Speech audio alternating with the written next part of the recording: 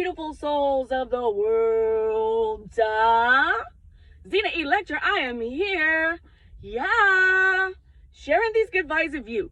Y'all, so today we're going to talk about walk-ins. So on this channel, you're going to notice I go light, then I go kind of dark. And I go light, and I go kind of dark. Why is that? It's because we are all both. We are all light and dark beings. If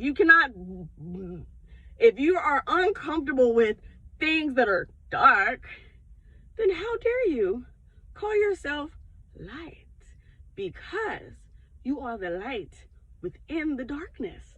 So both are needed and both are necessary. Even in Batman, Joker was like, there's no me without you. You've changed things. Forever. And why do you want to kill me? I don't want to kill you. What would I do without you? Go back to ripping off mob dealers? No. You complete me. You're garbage who kills for money. Don't talk like one of them. You're not. We live in a realm of duality, where things are this and things are that. That's a part of the third dimensional construct. Things are this and things are that.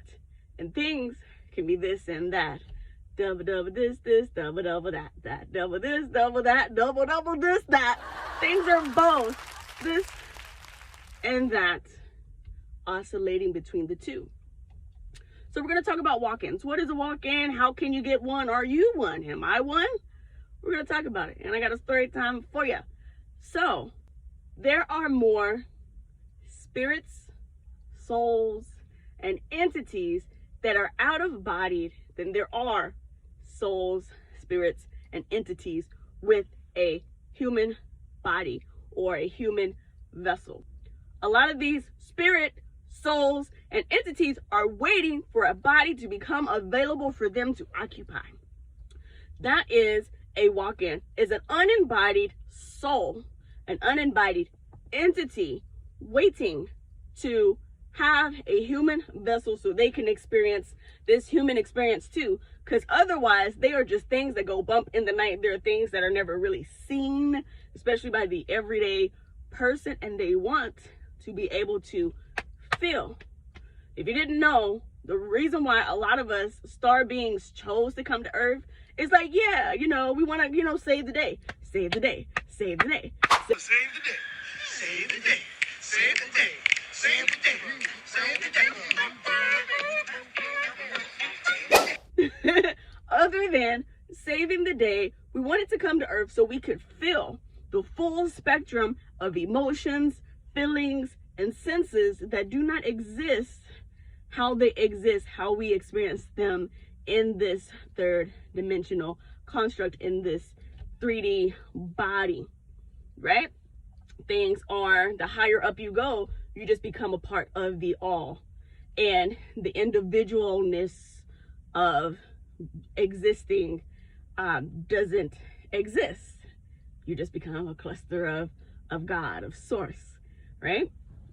So there are so many entities right now that's looking, searching, seeking, awaiting a body to inhabit. Why? Because we're in an ascensionary process where Earth is leaving the third dimension and zoom up to 5D. What about 4D? Why not 4D? 4D is where you go to when you are resting, when you're asleep. Some people call it the dream world, some people call it spirit world, but you go Earth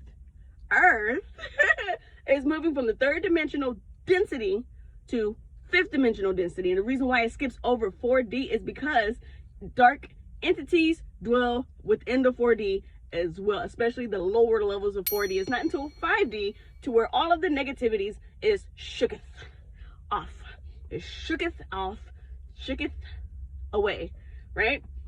How can a spirit, a soul, an entity inhabit a body? From what I have experienced, I only talk about things that motherfucking know. From things that I have experienced, it can happen like this. 1, having and keeping a low vibration over an extended period of time. There are people who who get used to the feeling of being depressed, of being in victim mode.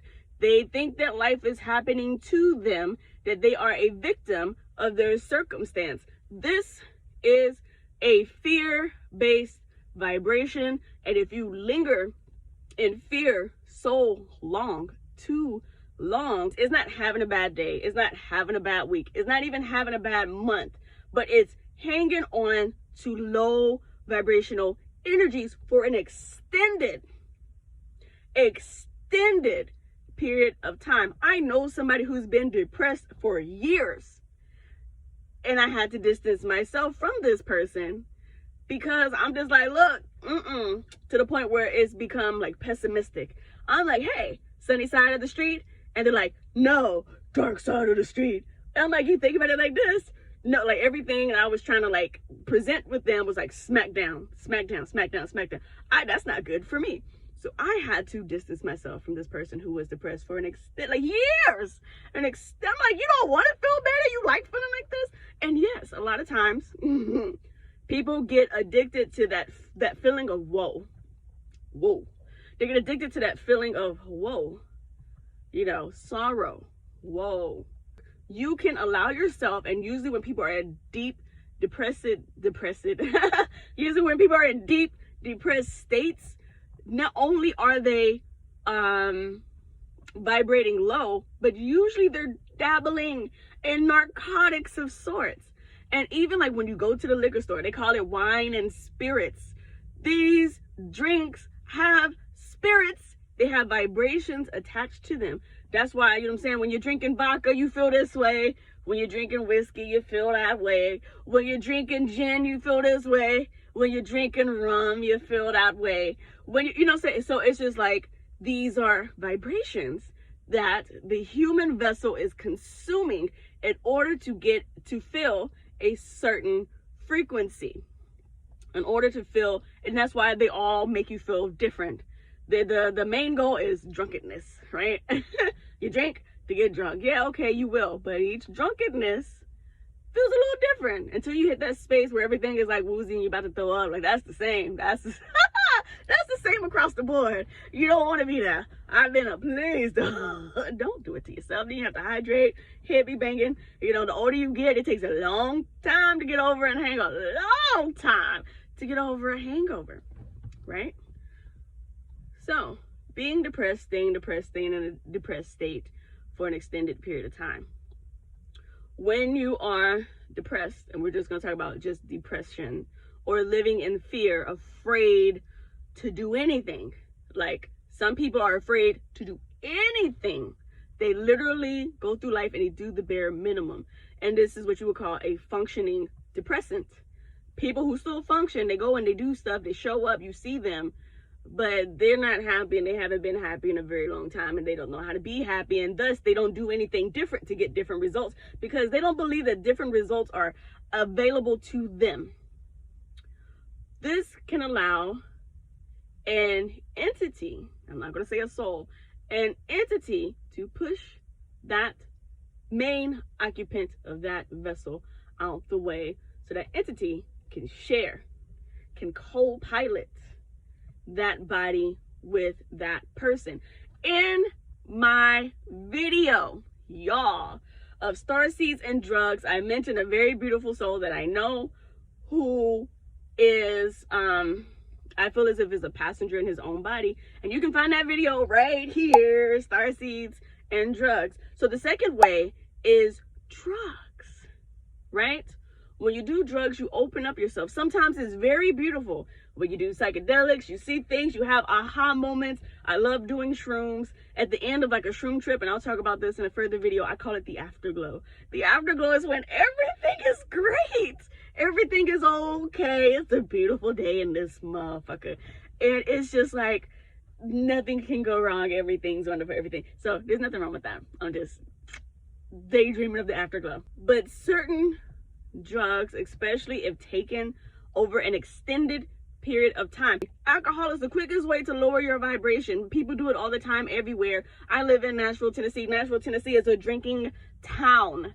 You come here, you're going to drink, because every place, every venue has bars.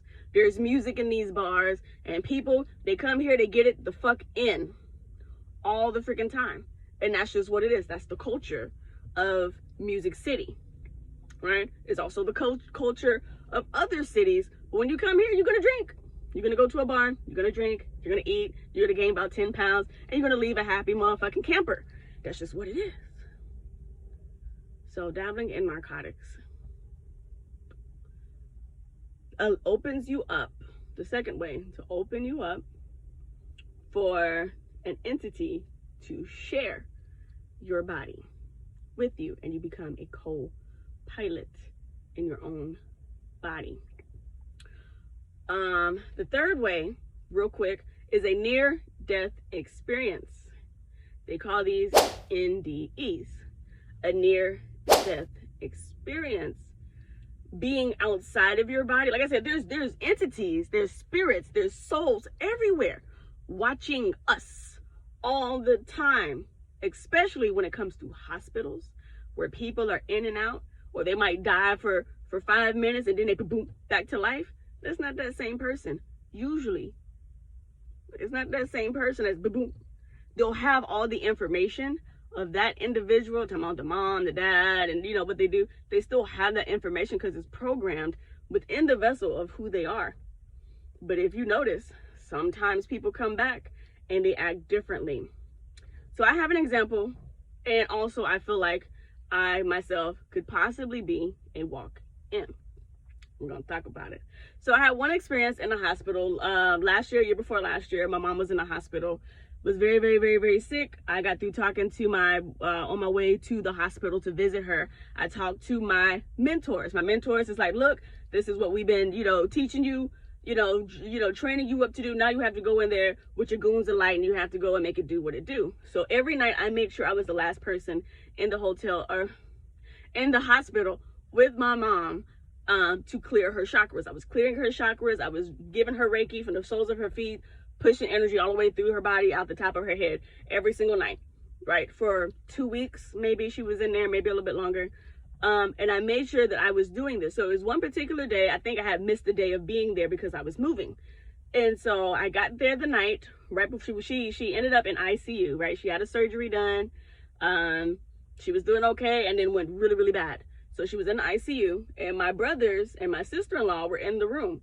And so after talking to my peeps, I'm in there hype. I got my goons of light. We walked in the room, and I literally, I swear to you, saw a shadow standing behind my mother's bed. And as I walked in the room, the shadow got the fuck up out of there, left.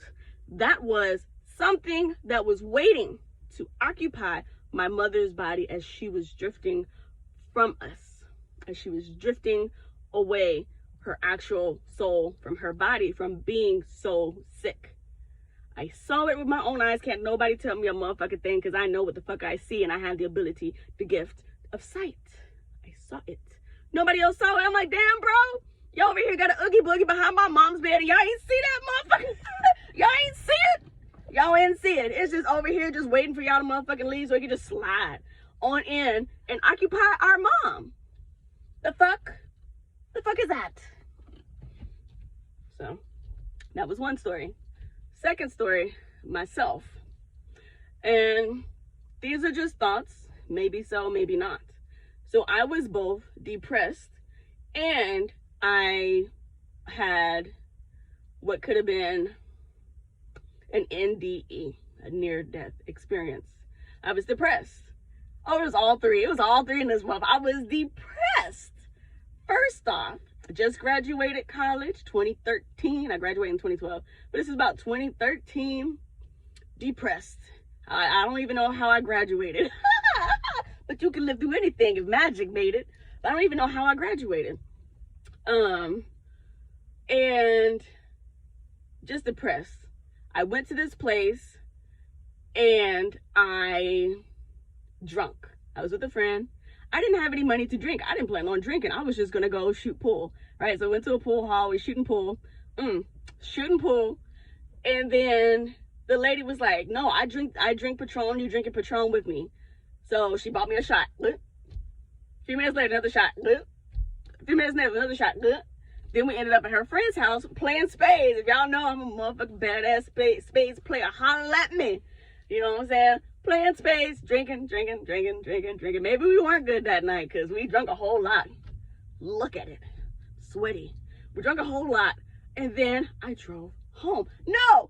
Back up. So before she started buying me shots, she handed me a pill. I popped a pill. Right? I was a pill popper very briefly in life because I almost motherfucking died. Anyway, so she gave me a pill. I popped a pill. Then it was like shots. Relocate, playing spades, drinking, shots. Then I drove 30 minutes from one side of town home to the other side of town. And this friend was following me from one side of town to the other because her boyfriend, her boo thing, lived down the street from where I lived. So she was following me. I remember swerving. I remember I almost smacked this car. I remember seeing the terror in the driver's face as I almost smacked them. And then 1 block away from my house, I fell asleep driving. My car flipped over in the ditch. I was unconscious. I woke up, my friend banging on the car. I had to climb out of my driver door. All of this was on the ground. I had to climb up out of my passenger window in order to get out of my car. And then after that, I don't remember going home, or I ended up at her house and was asleep. I was gone. Couldn't wake up. She over here trying to feed me food to sober me up. I remember her patting on my face and I'm fucked up. Fucked up. I was out of here and I didn't fucking care. Did not care. Didn't care. Didn't fucking care. So she's patting me on my face. She's trying to feed me my face. And I fell asleep with my face in the food. What did she feed me? I don't even remember what she fed me, y'all. I don't even remember. And so after that, I relocated. I ended up moving to Florida with my brother in Florida. I said, fuck that situation. I had a bad roommate. Horrible, not bad, but just, disagreements with lovers, boyfriends, whatever. And I was just like, fuck this place, whatever. So I ended up moving to Florida. When I was in Florida, you guys, when I say dreams, visions, everything, before this occurred in my life, it was the video that I shared with you guys, sexually transmitted demons. I'm gonna post right here. I was going through demonic attachments. That's where my vibration was. I broke up with somebody. I was sexually abused in this relationship, emotionally, mentally abused in this relationship. I left that, ended up with some roommates who were bitches. And then I was just sad. I was depressed. I didn't give a fuck. I just graduated college and I ended up damn near overdosed, car on the side of the road, flipped over, and having somebody smack me on the side of my face to wake me up, to get me up. And I didn't care about any of it. Wasn't embarrassed, wasn't nothing. I'm just like, shit.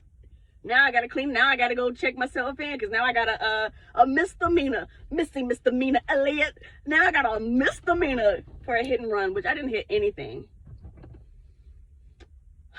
But anyway, after this happened to me, I became enlightened.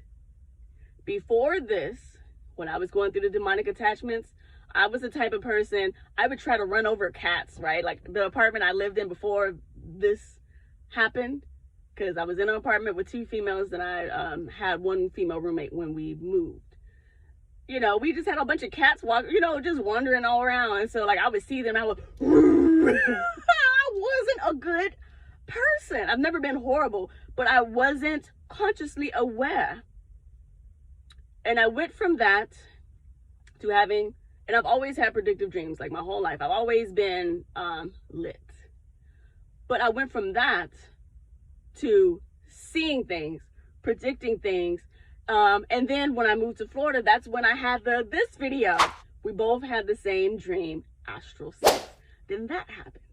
And I just became aware. So whatever entered into me, if something did enter into me, and I think it did, because completely flipped my life around, right? It doesn't mean that the low vibrational behavior stopped, but it was done with different eyes, right? Different eyes. Different eyes. I didn't want to make this video long, but it's just like the story is what the story is. After I flipped my car from popping pills and drinking a whole bunch of, and I don't even fuck with tequila no more. I wish a motherfucker would offer me some tequila. We're gonna fight, motherfucker. I don't fuck with tequila. That's not my spirit. Give me some whiskey, please. But anyway, I noticed the difference in myself when I say went from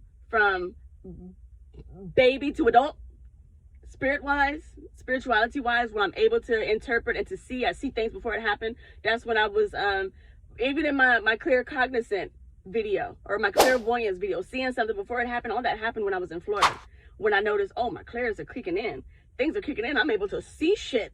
I know when things are about to happen. I knew that my car was about to break down. I knew. And this was after I almost fucking died because I got freaking drunk. I'm just grateful that whatever stepped in and sharing this vessel with me was a good entity or spirit or soul, rather than something that was going to lead me to prostitution, that was going to lead me to drug use that I couldn't get out of, that was going to lead me down a really, really dark road. That didn't happen. It didn't happen. So let's do some shout outs real quick, and I'm gonna get up out of this hot car. So shout out to the Starseeds, shout out to the way showers, shout out to the light bearers, shout out to the priests and the priestesses, shout out to the oracles, the gurus, shout out to you beautiful, lovely faces. I hope you guys enjoyed this story time talking about walk-ins. I only talk about things that I motherfucking know about. And that's why I don't have no paper. I don't have no notes. I don't have none of that stuff. These are all memories and occurrences coming from me to you. Because that's how I do what I motherfucking do. All right? Until next time, happy ascension. Aw, peace.